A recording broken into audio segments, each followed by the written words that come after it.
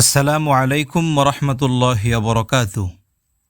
প্রিয় দেশবাসী, আশা করি সকলে ভালো আছেন।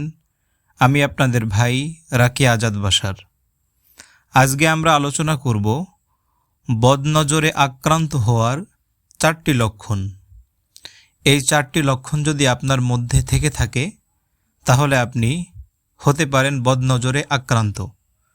চলুন কথা না বাড়িয়ে আমরা আমাদের নির্দিষ্ট বিষয় 4টি বদনজরের লক্ষণ নিয়ে আলোচনা করি। 1. শরীরে জ্বর থাকা কিন্তু থার্মোমিটারে না ওঠা। আসুন এটা নিয়ে একটু বিশ্লেষণ করা যাক।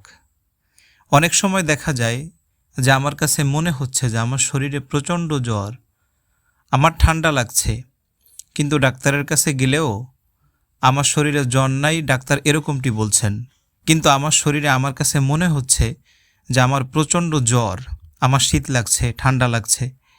এরকম লক্ষণ যদি আপনার মধ্যে থেকে থাকে, এটা বদনজরে আক্রান্ত হওয়ার একটি বিশেষ লক্ষণ। 2. কোনো কারণ ছাড়াই কান্না আসা। এটা নিয়ে একটু বিশ্লেষণ করা যাক।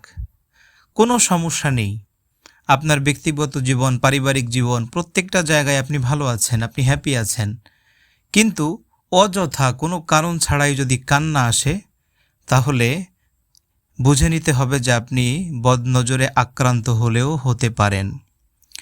নাম্বার 3. প্রায় সময় কাজে মন না বসা। নামাজ, জিকির, তসবিহ তাহলিল অথবা ক্লাসে কোনো স্টুডেন্ট যারা আছেন, ছাত্রছাত্রীদের ক্লাসে মন না বসা, অমনোযোগী। আসুন এটা নিয়ে একটু বিশ্লেষণ করা যাক।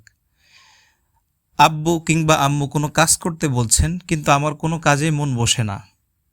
আবার দেখা যায় আমাকে স্কুলে যেতে বলছে, স্কুল, কলেজ কিংবা ইউনিভার্সিটি, যেখানেই লেখাপড়া করেন, কোনো পড়ালেখায় কেমন যেন কোনো মন নেই, মন বসে না। কোনো সমস্যা নেই, কিন্তু মন বসে না।